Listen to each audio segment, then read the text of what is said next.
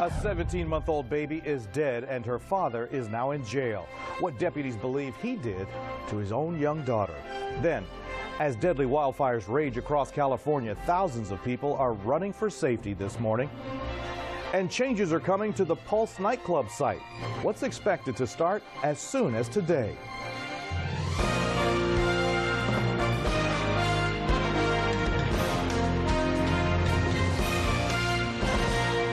Good Tuesday morning. The time right now is 7 o'clock. I'm David Bowden in for Beth Bruce-Wall this morning. Thanks so much for joining us. Let's get your day started right away with your weather and traffic together. Real-time traffic expert Ryan Harper is joining us with a look at this morning's roadways. What's it look like out there? David, certainly I-4 getting a lot busier as the 7 o'clock hour now rolls along, so that should be expected. We're also tracking a couple of things, including a broken water main in one location. I believe we'll have some live pictures from Sky 13. We'll take a look coming up after weather. All right, thanks so much. We'll get back with you soon.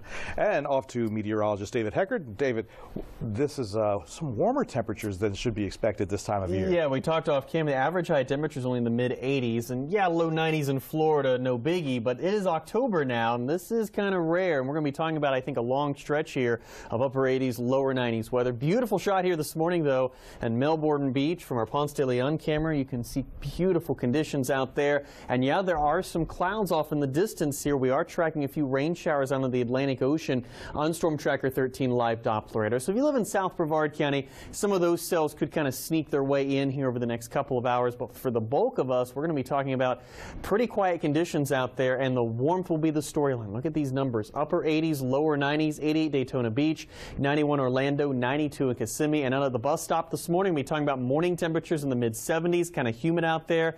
And by afternoon, it will be very warm with 3 o'clock temperatures in the lower 90s. For more on I-4, let's head over to the traffic center with Ryan with the very latest. Thank you, David. Good morning. Have an update for you from Sky 13. Remember, just a second ago, we were talking about a broken water main. They just flew over that scene. That was Aloma and Tuscaloosa. Turns out just a little bit of some early morning road work in that area that needed to clear up. So they're still flying over close to that Oviedo area along State Road 417, looking pretty good there. Now, that being said, we continue to see some delays building along the I-4 corridor. No wrecks along I-4 yet, but wanted to give you a quick update of Seminole County. Few pockets forming. Lake Mary, Longwood, Altamont Springs. As of right now, that's probably going to add about 5 to 7 extra minutes to your overall commute if your travels take you through that portion of Seminole County. You can see some of the secondary roadways as well getting busier, like State Road 434 and 436 itself. Nothing too bad out there. Maitland Boulevard, of course, near that busy interchange already. Very busy, especially traveling eastbound closer to I-4 there as well. This update brought to you by Mullinax Ford. A Lake County man is expected to face a judge this morning accused of drowning his 17-month-old baby in a bathtub. 38-year-old Jeremy Main was arrested yesterday after surrendering in Sumter County. Spectrum News 13's Jerry Hume is live outside of the Lake County Jail where Main is locked up this morning. Jerry. David, Jeremy Main is locked up here at the Lake County Jail, being held on no bond. This is his mugshot. Investigators say that they began this investigation after Main called his wife yesterday. Lake County investigators say 38-year-old Jeremy Main made a phone call no one would ever expect. Her husband had called and stated that he had killed their 17-month-old baby. Now Main faces first-degree murder, accused with drowning his daughter in a bathtub. After the phone call, he turned himself in. For someone to be able to do something like that is just mind-boggling. You know, 20 years in this job, and it's hard to believe that a person can lose their humanity and do something like this. Neighbors in Lady Lake say the family kept to themselves. I've seen him out here, and he seemed friendly enough, you know, always friendly waves. The baby was always happy. He seemed happy. I'm pretty furious that it happened. You know, it's a 17-month-old baby who would do that. And that is the big question, why? They're still looking for the motive. There may have been some marital issues going on, but they're still looking into that right now. Now, the couple has 2 other children. They're in their teens. They were at school at the time that this occurred, according to investigators. Now, Main is expected to make a first appearance before a judge in about an hour. Reporting live here at the Lake County Jail, Jerry Hume, Spectrum News 13. A 64-year-old man was arrested in a sting operation after traveling from Austin, Texas to Central Florida to have sex with a 9-year-old. That's according to Orlando police. They say that Mark Nichols responded to an ad posted by detectives and expressed interest in having sex with both the child and her parents. Nichols is charged with attempted sexual battery on a child, among other charges. He's being held at the Orange County Jail without bond. I want to say to the people of California and all of those that are in the path of these advancing wildfires that we are with you. Vice President Mike Pence spoke in California last night, which is under a state of emergency due to fast-moving wildfires. At least 10 people have died so far from the fires in Sonoma County. The northern part of the state is where most of the fires have been reported. About 1,500 structures have been destroyed and more than 20,000 people forced to evacuate. A sunset to sunrise curfew is in effect in Santa Rosa County. That's where where the reports have also, there have been some looting. We need every resident to heed evacuation warnings and orders and move out quickly and orderly. It's devastating. It's devastating. It's just so scary. And we got to watch for embers. Officials say at least 57,000 acres have been burned so far. The suspect accused of shooting and killing a Texas Tech University police officer was captured last night. A university statement identified the suspect as 19-year-old Hollis Daniels. University spokesman Chris Cook says that the campus police made a student welfare check Monday evening, and they found evidence of drugs and drug paraphernalia. Cook says that officers brought Daniels to the campus police station, and that's when they say that he pulled out a gun and shot the officer in the head, killing him. Clark County Sheriff Joe Lombardo says that investigators still have not figured out why the Las Vegas shooter decided to open fire on a concert crowd. At least 58 people were killed. Sheriff Lombardo says that they have not found any evidence of a second shooter or any connection to terrorist groups, but some of the timeline has changed. The sheriff now says that Stephen Paddock shot at a casino security guard before turning to the crowd. Now, the guard told investigators that Paddock was drilling into a wall adjacent to the door when he walked up to the room. There was drilling done. It was to the doorway, adjacent wall to the doorway. And just an assumption would be to either place a camera or to place a rifle. Can I follow that? But the drilling was not completed. Sheriff Lombardo says that Paddock tried to create a diversion by firing at fuel tanks. Investigators are still speaking with the shooter's brother and girlfriend, trying to get some more information. That's the first step in the process of creating a permanent memorial at the museum at Pulse nightclub. Now, hundreds of people attended a town hall forum at the Orlando Repertory Theater Monday night. Creation of the memorial is expected to take years to complete, and panelists from across the nation believe it's important to create an authentic experience for future visitors. Just remembering that you want to have that same sense of community and unity you had in the hours and days following the attack. The One Pulse Foundation will not begin the design phase of the permanent Pulse Memorial and Museum until they've reviewed the results of a public memorial survey. Work on new improvements at the Pulse nightclub site will begin today.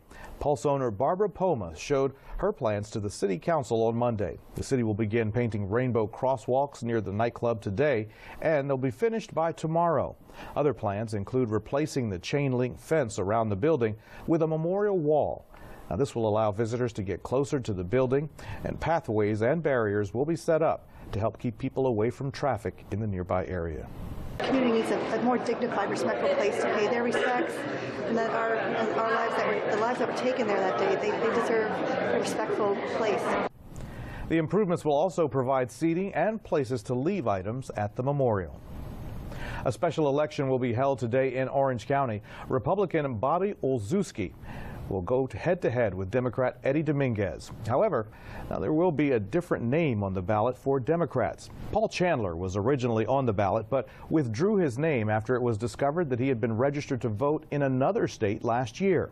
But the Orange County Supervisor elections wants voters to know that a vote for Chandler is a vote for Dominguez. Now, there's a new candidate for Orange County mayor as well. Bill Sublette officially kicked off his campaign in Orlando.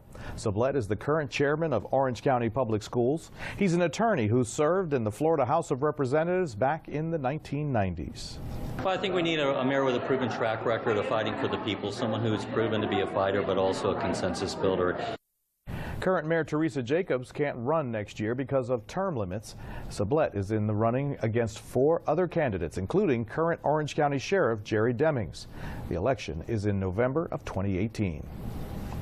And your time right now is 7:10. Let's turn things over to Ryan Harper with a look at your morning commute. And Ryan, are things going a little bit smoother out there this morning? Well, we're actually starting to see that slow down out there, David. Good morning, especially on the I-4 corridor. We have a couple of wrecks out there. One of your more serious ones coming out of Volusia County near the intersection of Tomoka Farms Road, also known as County Road 415, and Pioneer Trail. Getting word of some road blockage out there. You could take a roadway like Airport Road as an alternate. Samsula Drive will get you up to Pioneer Trail, but it ends right there. So you have some options at least to immediately get around a specific wreck in Volusia County this morning west of I-95. Here's what it looks like along the I-4 corridor this morning. On the eastbound side, I'm seeing it bunch up beginning just past Orange Blossom Trail through downtown Orlando. That's probably an extra 7 to 10 minutes travel time. Then another camera I wanted to show you from our Lake Mary Tower camera. On the westbound side, you can see traffic already bunching up. I'm seeing pockets near Lake Mary, Longwood, and Altamont Springs. That's the busiest side of that westbound side of I-4 in Seminole County. This update brought to you by Mullinax Ford. Over to our weather center now with meteorologist David Heckard. And David, we're taking a look at Seminole County, the Lake Mary area. Maybe looks a little bit hazy, but overall looking okay. What kind of conditions, though, for the rest of the day can we expect out here? Well, I think in Seminole County, storyline is going to be the warmth out there, Ryan. We're going to be talking about a lot of heat and humidity. Yes, it's only going to be in the low 90s, but keep in mind, it's mid-October now, and normally speaking, we're done for the most part with the 90s across the area, and that's not going to be the case, unfortunately, today.